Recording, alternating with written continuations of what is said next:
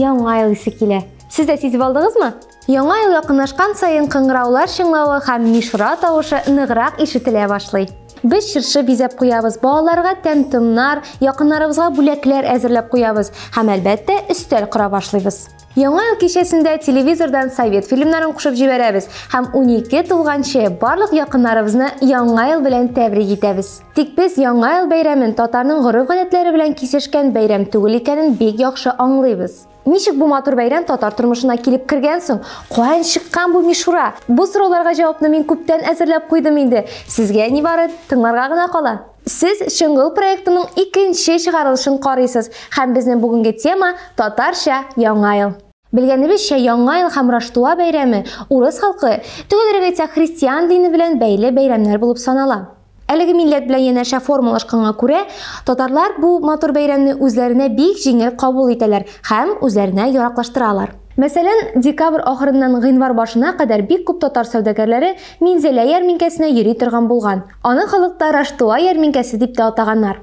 Казанда да кайбер мөселман байлар йортында яңа елга чыршы бизәү гадәти күренеш булып саналган. Мәсәлән, яңа ел бәйрәме Шамил Апаковлар гаиләсендә бик зурлап уздырылган. Яңа ел кичәләре шулай Казан татар укытучылар мәктәбендә гамәлгә ашырылган. Бу уку йортын 20нче гасыр башында бик күп татар эшлеклеләре тәмамлаган булган. Алар арасында Хөсәйн Ямашев, Гаяз Исхакый, Садри Максуди, Гафур Кулахмәтов һәм башкалар. Яңа ел бәйрәменә шул чорда чыккан гәҗит журналлар да битараф калмаган. Казандагы редакциялар гәҗит журналлар битләре аша үзләренең укучыларын яңа ел белән тәбрик иткән һәм узган елга нәтиҗәләр дә ясаган. 19нчы гасыр ахырында чыршы бәйрәмнәре шәһәрдә яшәүче халык арасында бик популярлаша. Төрле оешмалар да балаларга бәйрәм кичәләре уздыра башлаган. 20нче гасыр башында татар дөньясы үзгәрешләр кичерә башлаган. Зыялы халык гыйльми, техник, мәдәни һәм башка яңа күренешләрне кызыксынып күзәткән, кайбер нәрсәләрне татар тормышына якынайтырга тырышкан. Әмма һәр яңалык мөселман күзлегеннән тикшерелгән.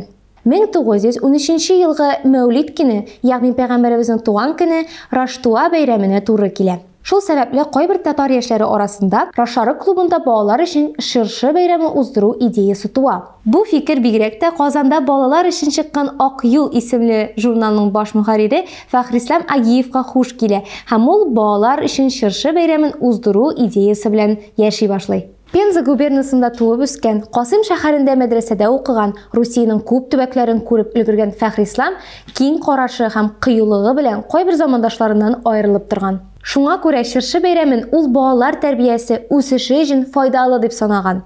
Бу яңа ел бәйрәмен Мәүлид кичәсе дип атаганнар. Мәүлид кичәсенә балалар, аларның әниләре, мөрәбия туташлары, элек тәрбиячеләрне шулай дип атаганнар, җыелган. Шул чордагы әдәп кануннарына ияреп, бәйрәмгә чит иратларны кертмәгәннәр. Кызыклы факт, шулар арасында Нәни Сара Садыкова да булган, ул балалар хорында җырлаган. Оештыручылар 5 яшьтән 10 яшькә кадәрге балаларны уйнаткан, җырлаткан, биеткән, аларга бүләкләр өләшкән, тәм-томнар белән сыйлаган һәм шулай итеп күңелле итеп бәйрәм уздырганнар. Мондый чара барысының да күңеленә хуш килгән һәм 1914 елда Шәрик клубы янәдән чыршы бәйрәме уздыра. Бу кичәләрдә Шәрик клубы сәхнәсендә балалар үзләре концерт куйган, Убырлы кашык дигән спектакль дә куйганнар. Фатих Амирхан бу кичәгә журналист буларак килгән һәм күргәннәрен язып калдырган. Зал нарат агачы ботаклары һәм ясалма чәчәкләр белән бизәлгән, диварлар паласлар белән капланган, түшәм төрле төстәге лампалар белән зиннәтләнгән. Менә бер вакыт музыка подиспания уйный башлый. 5-6 яшьлек ике кызчык бөтен шартларын китереп, зал уртасында биергә тотына. Менә замана балалары.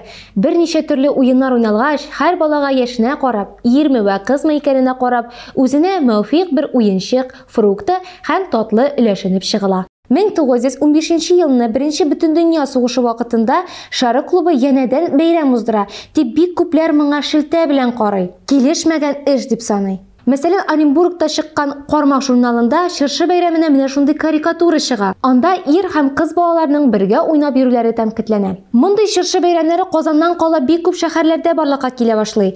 Мәсәлән, 1916 елда Чита шәһәрендә балаларга чыршы бәйрәме уздырыла. Аның программасы менә мондый була. Сәгать кичке 7дән башлап мәктәпкә халык агыла башлый. Ә яңа ел бәйрәме сәгать 8дә башлана. Беренче, Коръән укып падиша хәзрәтләренә һәм гаскәремезнең җиңүенә үлмәвенә дуа кылына. Бу вакытта беренче Бөтендөнья сугышы бара. Икенче, шәкертләр тарафыннан Тукайның бәйрәм бүген шигыре хор белән әйтелә. Өченче, Яңа ел бәйрәме турында бер-ике сүз әйтелә һәм тарихның башлангычы булган Хиҗрәтен Нәби хакында тәфсилләп сөйләнелә. Аннары бәйрәм ул заманда танылган шагыйрьләрнең шигырьләре белән үрелеп бара. Бәйрәм вакытында якынча 3 тәнәфес ясалган. Тәнәфес вакытында балаларны тәм-томнар белән сыйлаганнар, чәй эчергәннәр. Чита мәктәбендәге бәйрәм кызларның сәхнәгә 1916 ел һәм Яңа ел котлы булсын дип язылган тасмалар тотып чыгуы белән тәмамланган. Ул чорда бәйрәмнең төп кунагы Кыш бабай булганмы соң? Россиядә Кыш бабай чыршы бәйрәмнәре белән бергә барлыкка килми.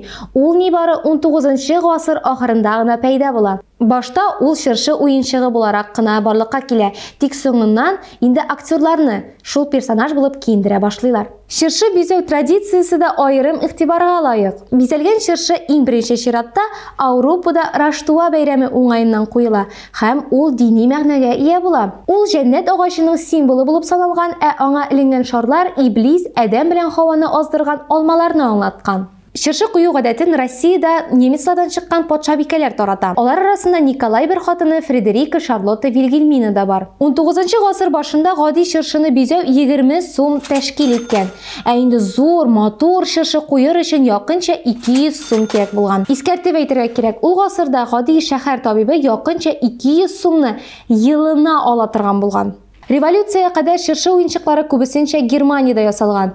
Уенчыклар пыяладан һәм гадәттә шар, җимешләр, хайваннар фигуралары, кошлар, кешеләр һәм башка формаларда ясалган. Россиядә уенчыклар нибары 19 гасыр ахырында гына җитештерелә башлый. Ә моңа кадәр хатын-кызлар чыршыны үзләренең беләзекләре, алкалары, мәрҗәннәре һәм чүпрәле камырдан ясалган уенчыклар белән бизәгән. Совет заманында чыршы уенчыклары совет символикасын йөртә торган булган. Аларда илебезнең тарихы чагылырга тиеш булган. Революцияга кадәр чыршы башындагы йолдыз Вифлеем йолдызын аңлаткан. Совет заманында ул Совет йолдызына әверелгән. Шулай итеп, Яңа ел бәйрәме татар тормышына да килеп керә һәм ел сайын үзенең рәхәт мөхите, күңелле чаклары һәм матур бүләкләре белән безне шатландырып тора. Яңа елга без яңа планнар корабыз һәм яхшыга ышанып алга атлыйбыз. Мин дә Айзилә Сабирова Чыңгыл проекты белән бергә сезне яңа 2024 ел белән тәбрик итәм.